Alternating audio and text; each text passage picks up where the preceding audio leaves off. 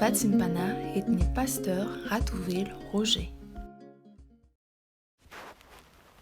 Ivavatsika tompoko.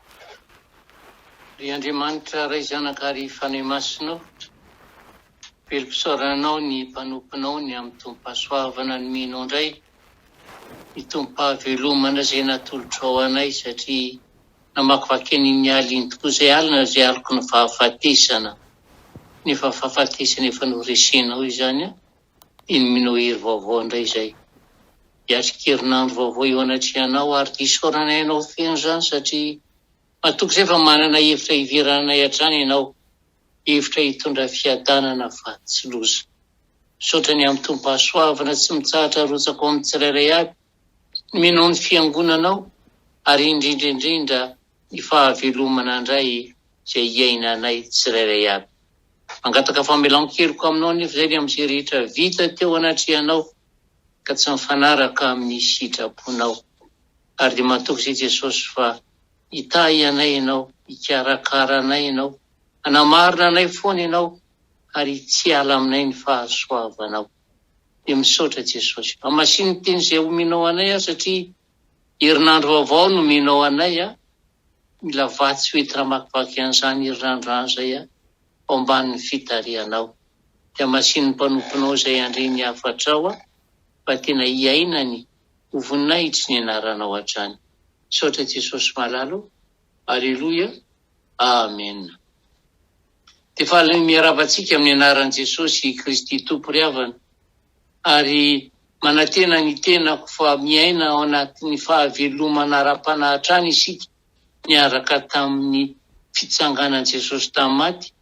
Fahavelomana ara-panahy mba hitondra antsika any amin'ny fahateraham-baovao isanandro. Ady manona ny fahasoavany ho amintsika hatrany. Ny bokin'ny Apokalipsy toko 1:7-10 sy 17 no vatsomen'ny tompo antsika indray amin'izao alatsinain'izao. Apokalipsy toko 1:7 sy 18.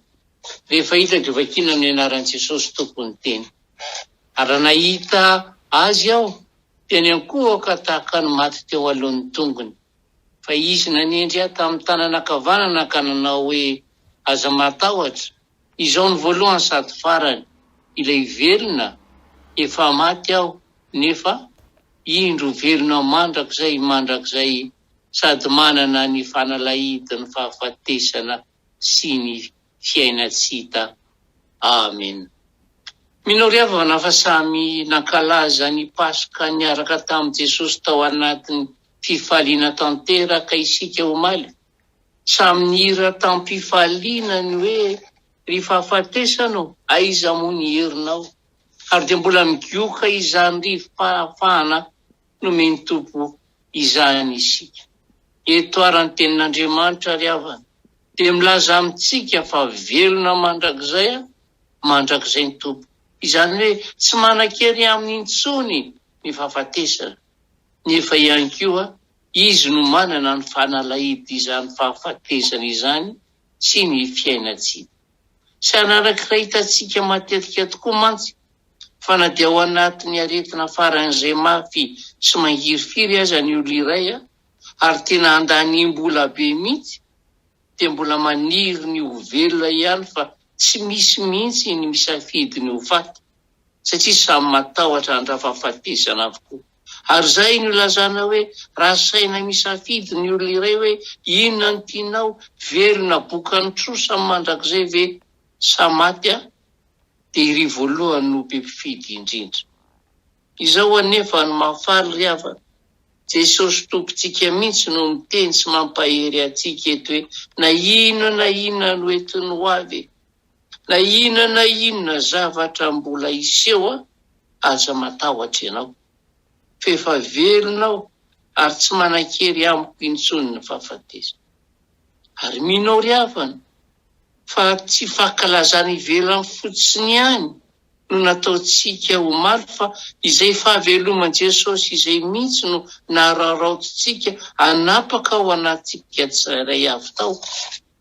Fa hoy mantsy ny voalazany ao amin'ny asan'ny apôstôly toko 2:7 fa Andriamanitra nanangana azy rehefa nahafaka ny fanaintaina ny fahafatesana satria tsy lahitra n'izany ho azoniny izy.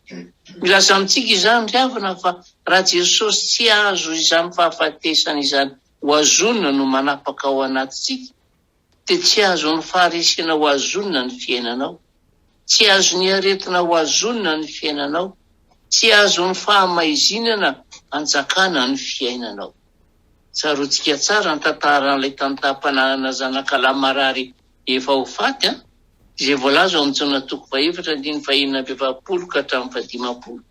Tsy niankina tamin'ny zavatra hafa avelona ny zanany afa-tsy Jesosy io tantapio ry havana. Ampo azy Jesosy, tonga dia niny ny teny voalazan'i Jesosy izy. Fa hoy tokoa mantsy Jesosy hoe mandehana mody velona ny zanakao ary dia tanteraka izany. Ary Jesosy ihany koa anefa ry havana, raha nanangana ny Lazarosy no ny teny hoe izao ny fananganana ny maty sy ny fiainana. Izay mino ahy na dia maty aza dia ho velona indray. Ary mbola i Jesosy io ihany koa amin'izao Pasika 2:24 zao no mbola milaza amiko sy aminao hoe aza matahotra, fefa velonao tsy manan-kery amiko intsony ny fahafatesana.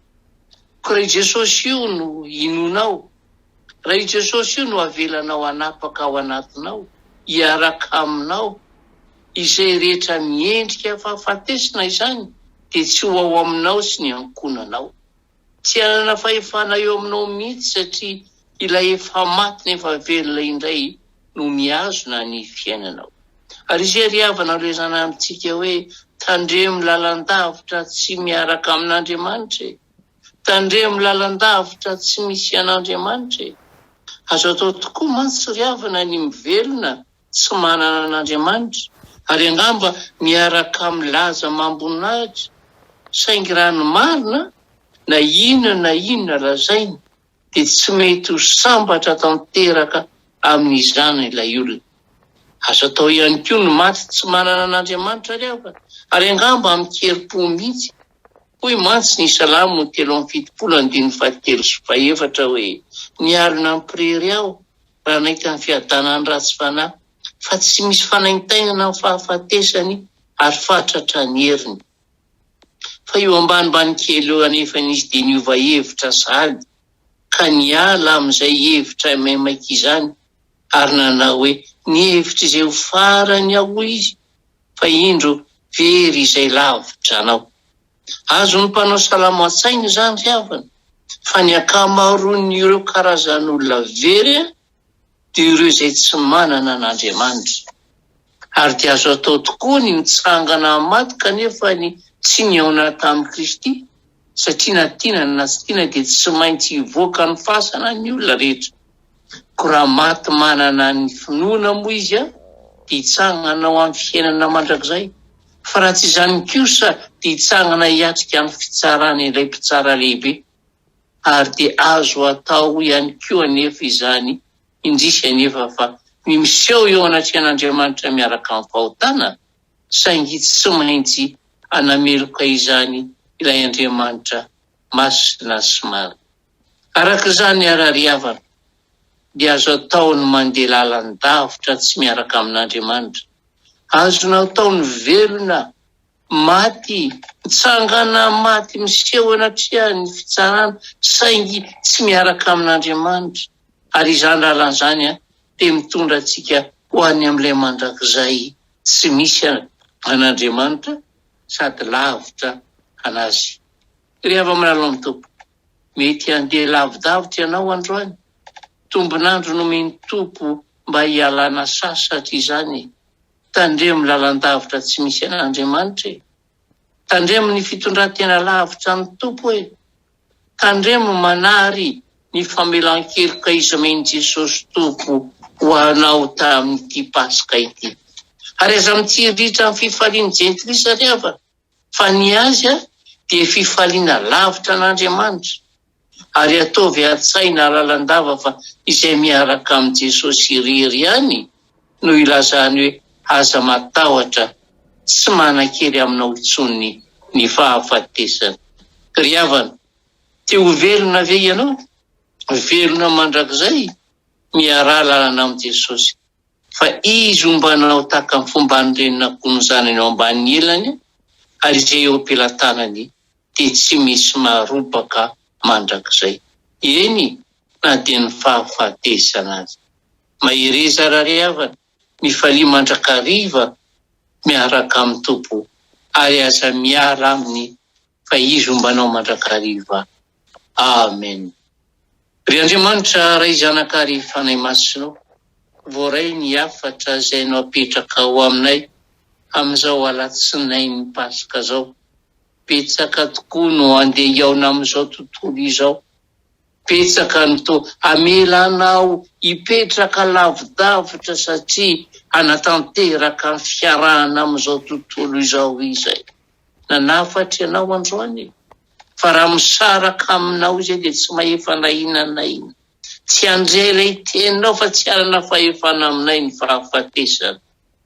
Tany mafy izay, hipitsiho isan'andro izay, fa raha miaraka aminao ny andro im-piainanay, dia fifalianay tsy ny eto an-tany ihany, fa ny hamantana an'ilay seza fiandrianana izay omaninao anay amin'ny fotoana voatendrinao hatrany.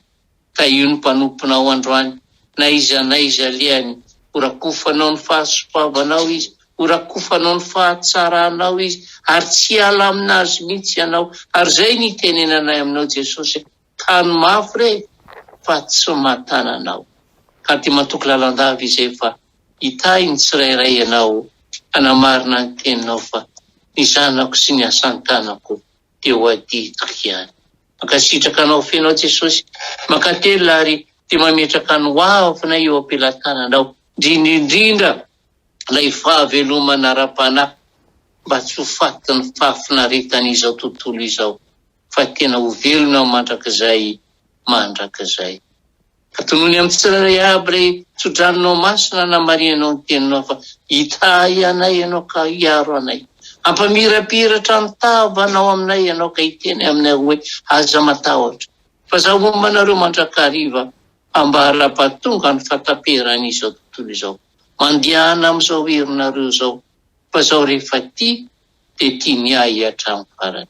Dia atolotrainao ny dera sy ny anjara ny voninahitra Jesosy, ary ilay fahasoavana sy fahatsarana ho anay tsirairay aby izay tafahoana taminao teto. Saotra Jesosy malalo. Aleluia. Amen.